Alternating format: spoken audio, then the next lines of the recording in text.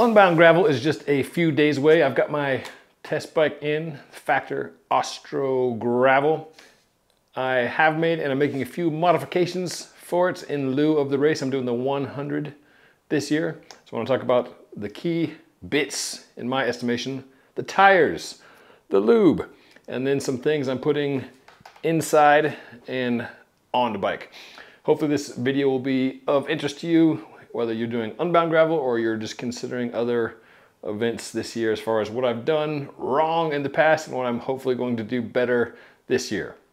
We're also going to take a short field trip over to CeramicSpeed in Gun Barrel, just north of my home here in Boulder, Colorado, for said lube. This bike comes stock with seemingly all the CeramicSpeed bits. We've got a CeramicSpeed bottom bracket. The headset is SLT CeramicSpeed, and the hubs are CeramicSpeed. So might as well keep that motif going with the lubrication.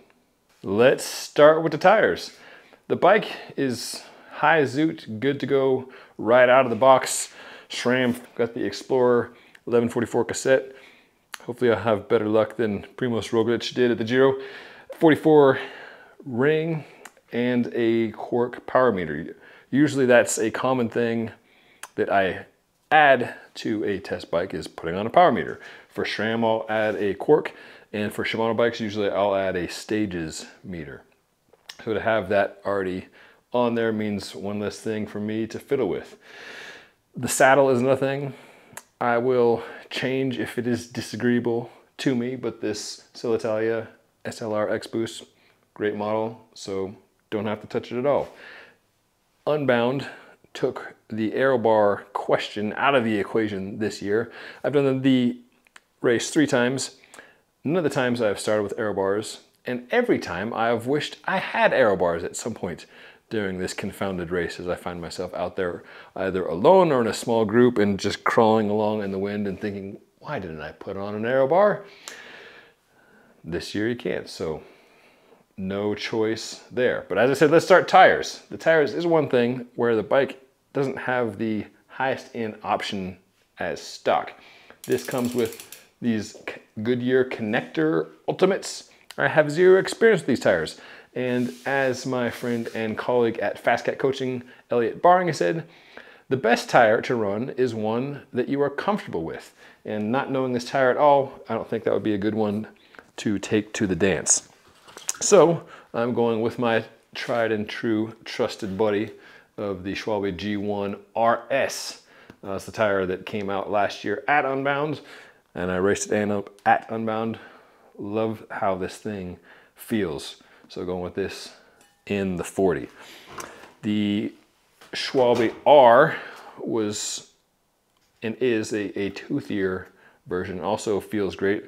Ran that's the year, last year I did the 200.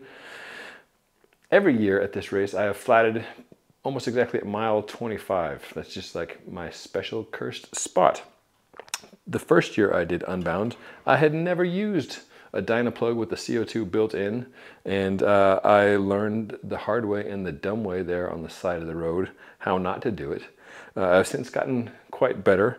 When I flatted the R, it took me a few minutes to get back up and going, and then when I flatted the RS last year, had the DynaPlug in my bib pocket, pulled it out, popped it in, topped off the CO2, was off and going probably in less than 2 minutes. So I'm pretty good at it now. Hopefully I won't have to use those skills this year. But tires is the one swap to the bike spec. Lubrication at Unbound, another lesson I've learned the hard way. I like Pro Gold, Pro Link quite a bit, particularly for the dry riding conditions here in Colorado. It's a all-in-one shampoo conditioner type thing where you apply it, let it sit for a bit, and then run your chain backwards, clean off the excess, and it acts as a degreaser and a lubricant all in one. That's good for dry conditions. Turns out Unbound, even in dry years, is not necessarily a dry affair, because there's often creek crossings where you're dunking your chain and your bottom bracket and your feet over and over. And combine that with getting sand blasted with the wind and the grit out there, it can do a number on chains. So the first year I did Unbound with Pro Gold, my chain after 50 miles, well before the first checkpoint, sounded like the entire thing was going to come to a screeching, seizing halt. Subsequent years I've showed up with little bottles of lube. This year we're going to go to CeramicSpeed and let the pros there apply some lube. We are here just a couple days out from Unbound Gravel. Rob Smallman is taking care of me here at CeramicSpeed with the final tune on the bike that already has quite a bit of CeramicSpeed in it. Now we're going to put some CeramicSpeed on it. Rob, what are we doing and why? Yeah, so the two big things that we're going to try to accomplish today are more or less preparation for really, really harsh conditions. So far, they're forecasting rain for the race, so uh-oh is big. We, from experience last year when there was really severe conditions, the two biggest things that are affected are going to be your bottom bracket and your chain. So we're going to treat both of those things today. We're going to take off any existing lube from the chain using a UFO drivetrain clean. It's a completely environmentally, ecologically safe drivetrain cleaner that you can use in your lawn. You can drink it if you wanted to, but it's drain safe, it's lawn safe, it's totally good. Don't drink it. Yeah, please don't drink it. In the past, we've gone into bike shops and they generally use isopropyl or diesel or some sort of benzene product, and it's just not very good for the environment, and it's flammable, and it's really bad for everything in between. So we try to develop something that's easy to use in your backyard and easy to use in your garage and around kids. Right. So the way that we're going to do it today is use an ultrasonic cleaner, but it's designed to be used on the drivetrain. So you leave your chain on the bike, you spray it down, you let it do its thing for a couple minutes, then you use a hose or a water bottle full of water, clean it all off, let it dry completely, and then you apply a wax-based lube, preferably our UFO, all conditions, or wet lube, depending on conditions. Today, knowing the conditions that we're going to probably face at Unbound, we're going to use a wet conditions lube, which is one of our new products that we just released, specifically cultivated for this exact application, more extreme conditions. So yeah, we just let this sit in the ultrasonic for a couple of minutes, really. Doesn't take all that much. Again, you can do this on your bike, on your drivetrain, and let it sit. Next thing we want to do is make sure that we get all this off. You can either let it air dry or use a water bottle. As per the instructions, you should use a water bottle or, in our case, a faucet, and then let it completely dry. We're going to use an air compressor, and then do a good coating of UFO drip. Then you're good to go.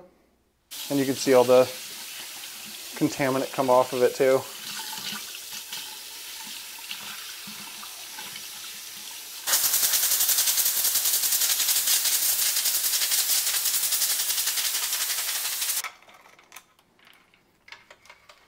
So today we're going to use wet conditions because as of right now, it's going to rain in Emporia for the weekend.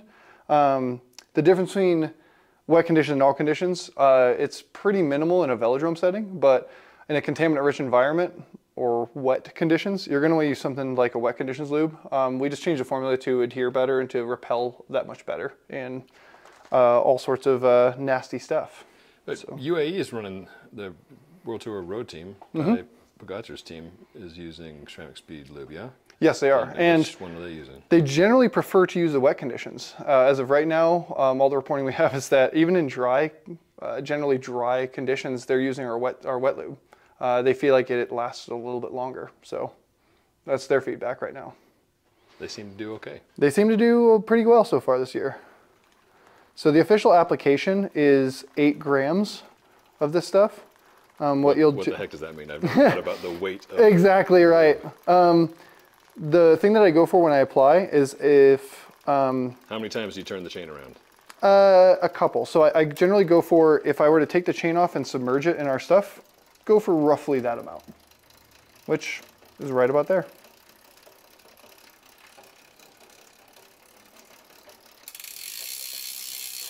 And then you let it dry, preferably overnight, and then you're good to go.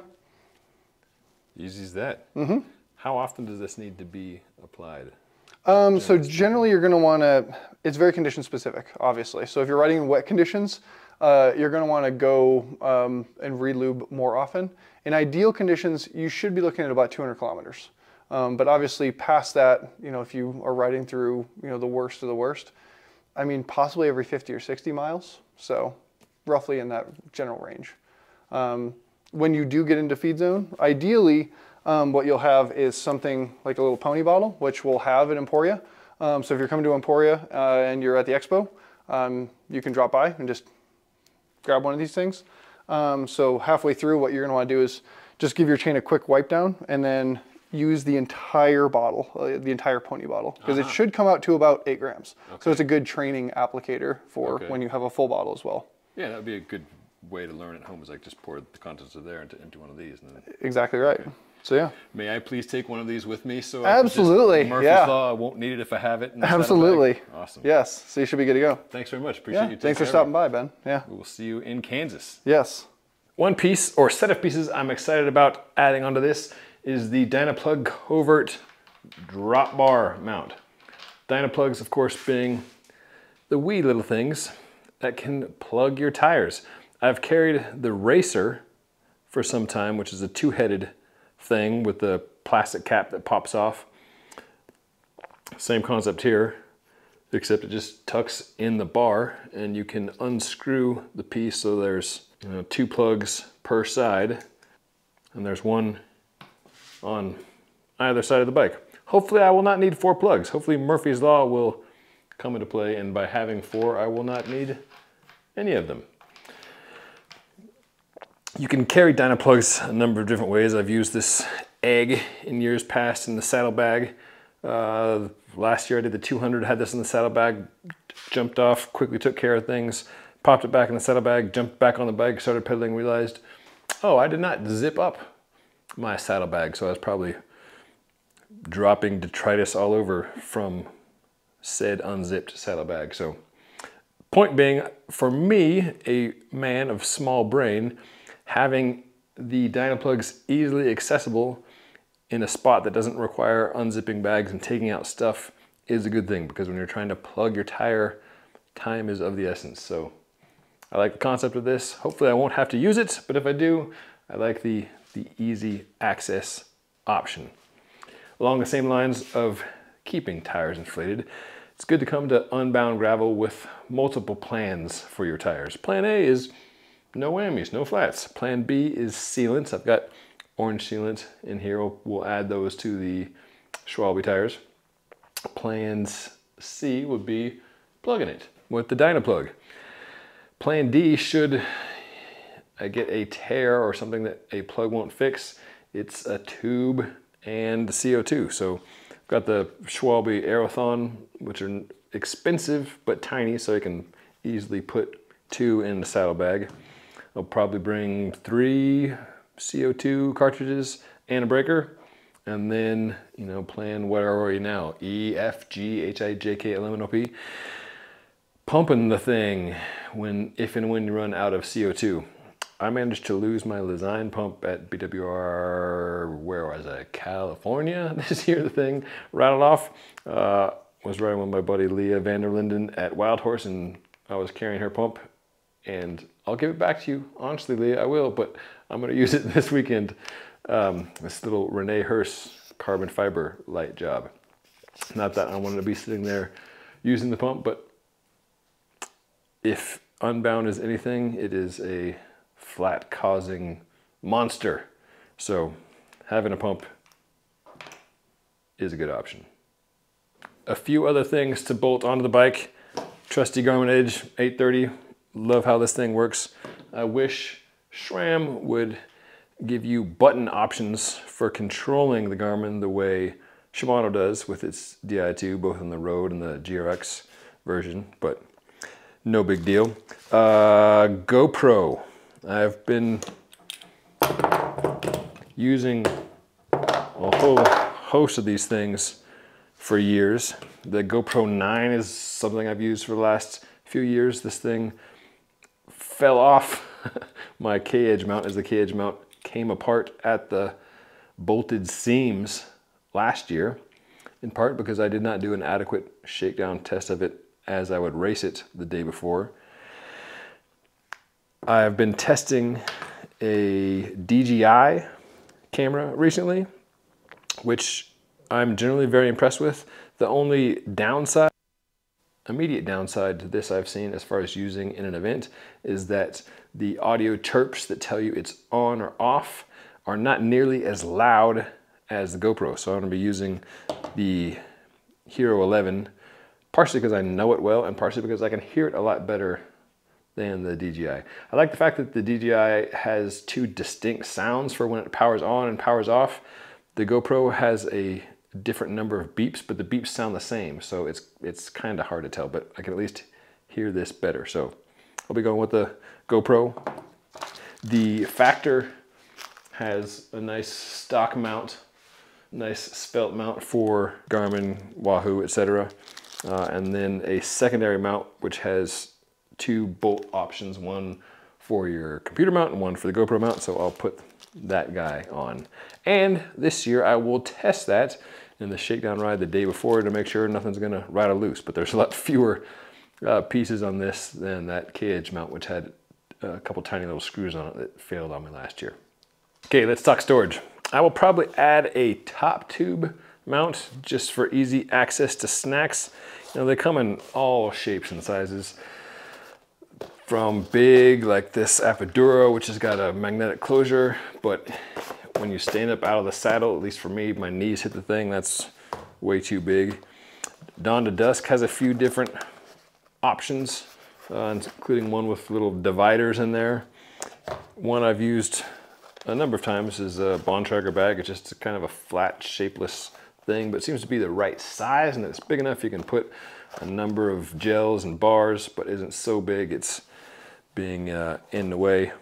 And then another Dawn to Dusk option, a little BMC branded jobber. So I'll probably bolt one of these on the night before. On body, USB pack is something that I really like.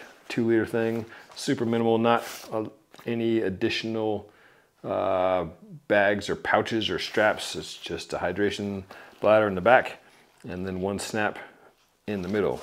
I've used the Camelback chase vest. That works just fine too. It's just a lot more material on your body. So I'll go with the USWE pack and then 2 big bottles on the frame. Last year, the first year I did the 100, I ran a pack and 2 bottles and was grateful for that, because after I flatted, I chased and chased and chased forever by myself, including through the one checkpoint feed zone on the 100 course.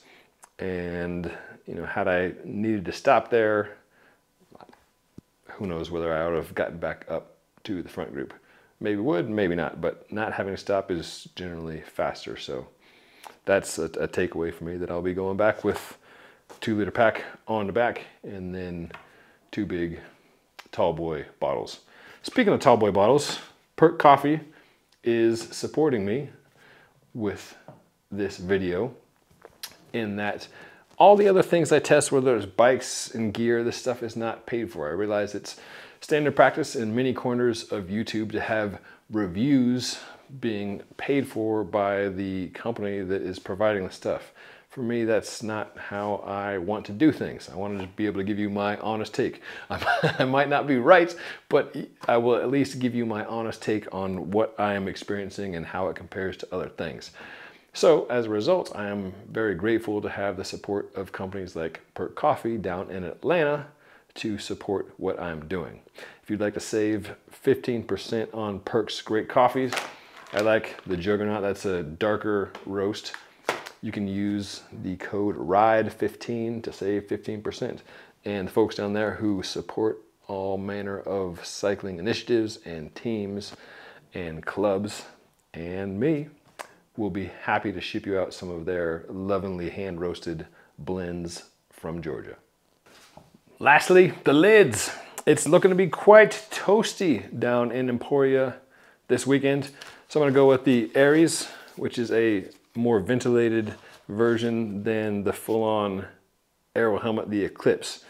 I've always used an aero helmet at Unbound the past 3 editions because I'm a dork, but I feel like this helmet is plenty aero and plenty ventilated as well. So that's the choice for the lid. How will all these choices work? How will I fare? Who knows? That's why we go to the races, right? We have no idea what's in store for us when we shake up the diet and roll them on the table. I'll be checking back in with a couple videos from Emporia. One, the bikes of Unbound Gravel, some from the pros and some from the everyday Janes and Joes. I love the variety of bikes and gear that you see out there in gravel races in general, and that Unbound in particular, so you can look for that. And then I'll be doing a follow-up video on the Factor Ostro Gravel and the other pieces of gear that I test out there. As always, I appreciate you watching, I appreciate you subscribing, and whatever bike you are riding this weekend, enjoy the ride.